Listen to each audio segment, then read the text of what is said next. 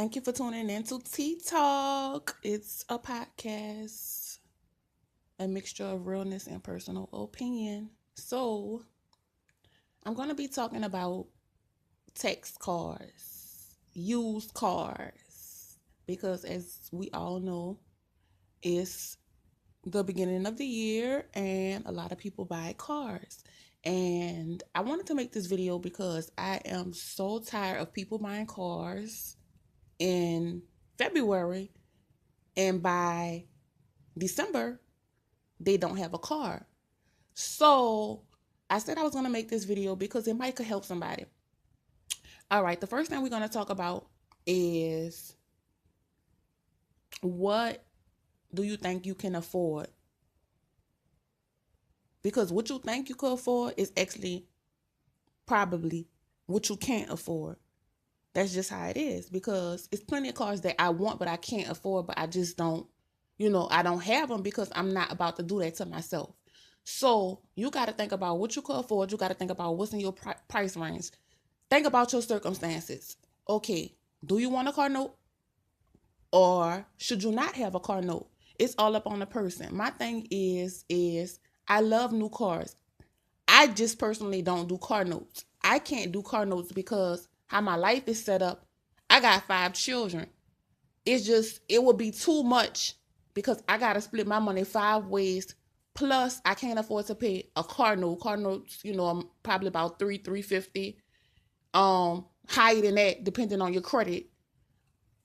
Plus, you have to pay insurance. You have to pay full cover insurance, and that's depending on your driver's record. If you got a bad driver's record, your insurance is probably going to be sky high. So you got to think about that. Okay, are you paying rent, and do you have other major bills? Because if you getting $300, $200 light bills, you don't need no $300 car note on top of your rent. It's just too much unless you can do it.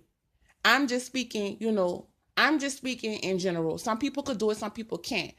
It's easy if you don't have any other major bills. For say, if you live with somebody, if you live with your mom, if you have a roommate, you may can handle a car note. But I'm talking about a single mom, or maybe not a single mom. I'm just talking about someone who has kids and has other things to do, other major bills. It may be a bit overwhelming. And my thing is you don't want to be stressed out trying to figure out, okay, am I going to pay my rent or am I going to pay my car note? We don't want y'all to be like that. So think about what you really can afford and set a budget.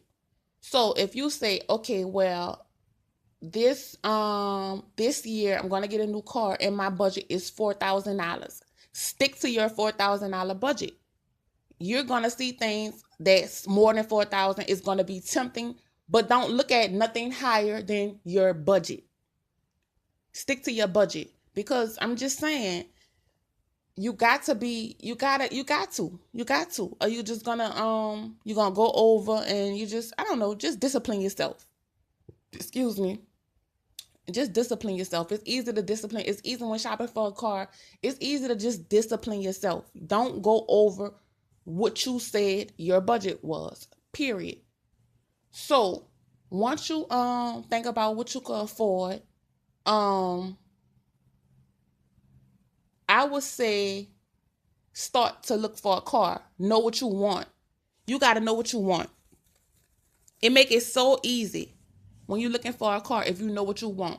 Start looking at cars. You probably should have been doing this if you knew that you wanted a car come tax season, or if you knew you wanted a car. Start looking prior to shopping.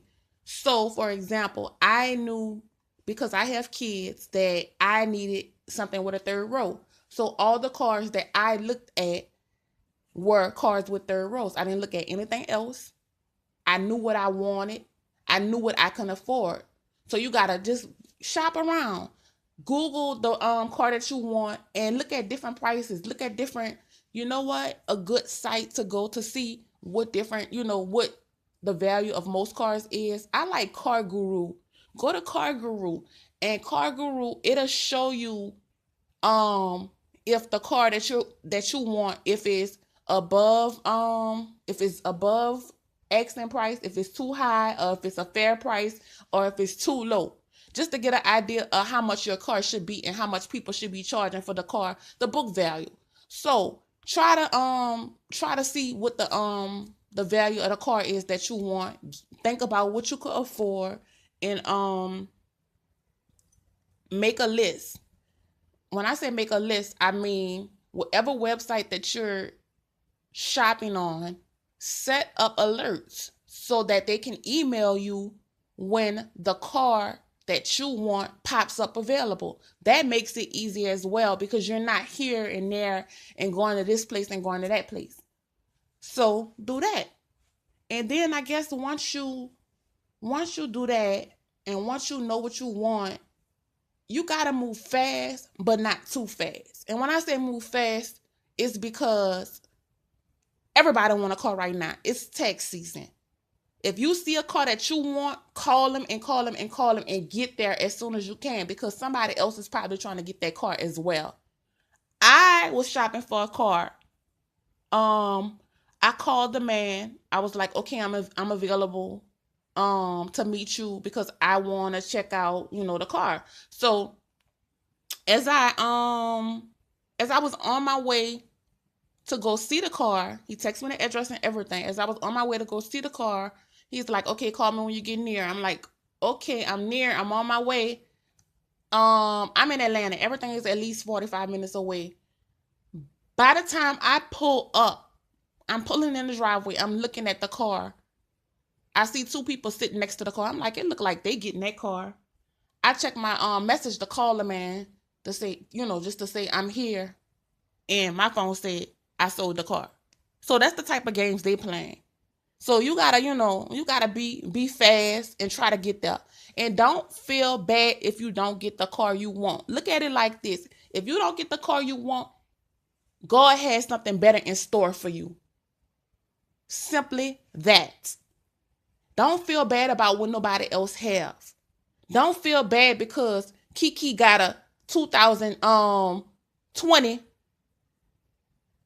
and TT got a 2016 and all you got is a 2002.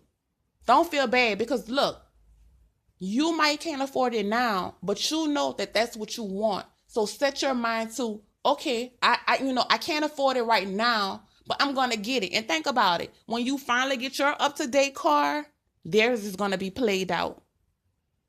So, that's just a positive way of looking at it. If you don't get it, don't worry about it. Don't trip. God has something better in store for you.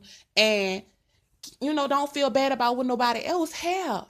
Be blessed and try to be thankful for what you have. Be thankful for what you can afford because some people can't even afford what you think is trash. What you think like, oh, I don't really want that. Some people can't even afford that. So be thankful. Take what you have, stay in your budget and get something reliable. Another thing is get something that can fit you and your children if you are a mom with multiple children.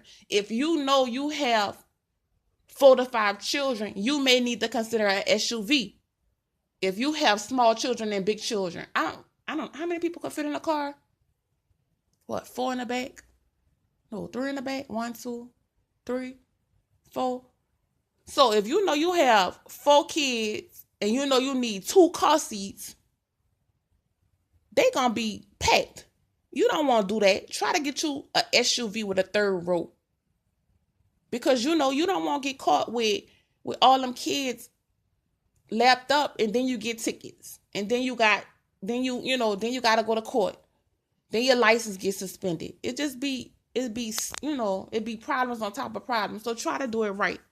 And that's pretty much no, that's not it. I forgot to talk about high mileage. Okay, when it comes to mileage, to me, a car that has over 200,000 miles, that's really not a good car to buy. It's just too many miles. I think that a decent car to buy is between, man, it's amazing if you could find a car under 100,000 miles. But most likely when you're buying a used car, and you're on a smaller budget, that's hard. So say your budget is about $4,000. Okay, try to get a car that's in between, that's under, I say, 150,000 miles. You're doing good. If you can get a car under $150,000, that's great. Now, if it's a car you really want and it's between 150 and 175,000, okay, it's like, okay, you're chancing it, but it's a better chance than buying something over 200,000 miles.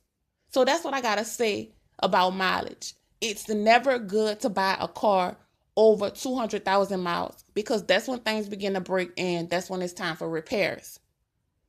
So, you just have to take a chance when you're buying used cars. Take a chance, get somebody to look at it. If you don't have nobody to look at it, because when I buy used cars, I've always had nice cars, and I thank God. It's just a certain feel that you have to have. You have to know what you want, and you have to get in that car, and you have to pray, and you have to feel like that this is the car.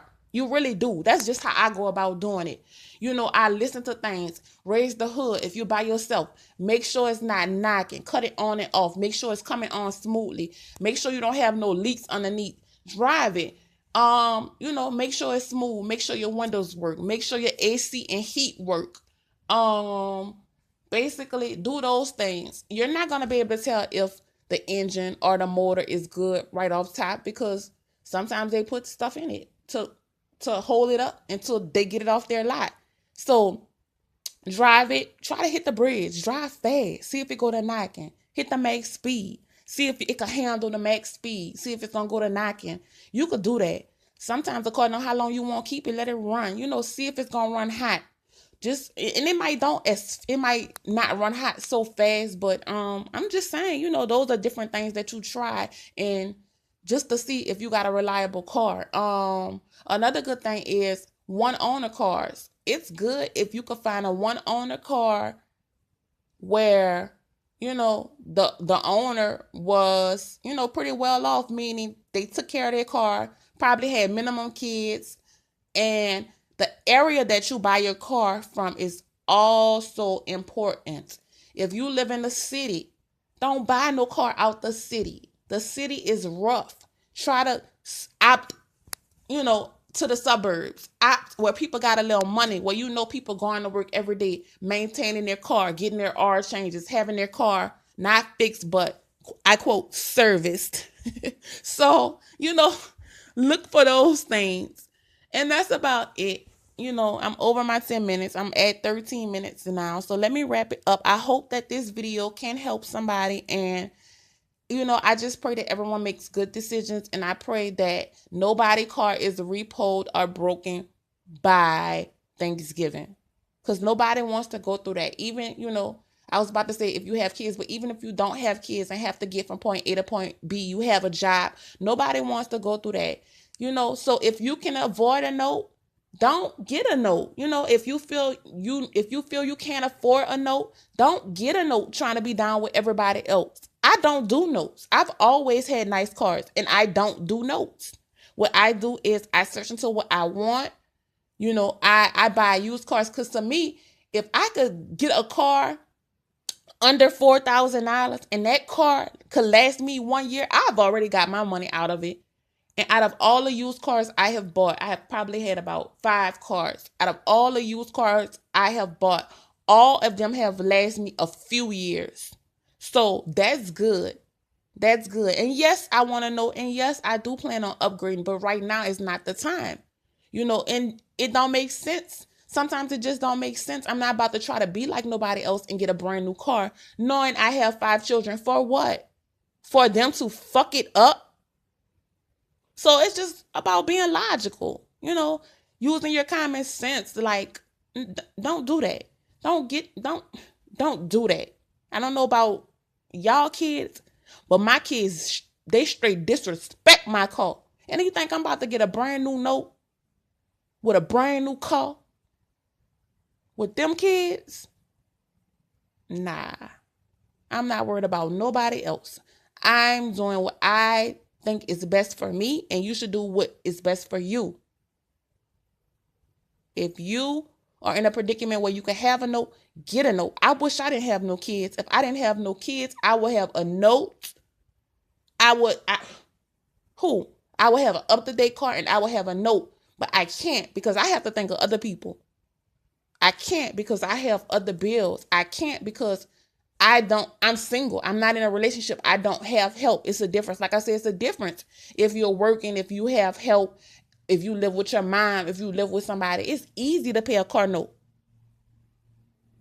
But don't try to stress yourself out if you can't do it. It's not no joke. I don't care how you want to look.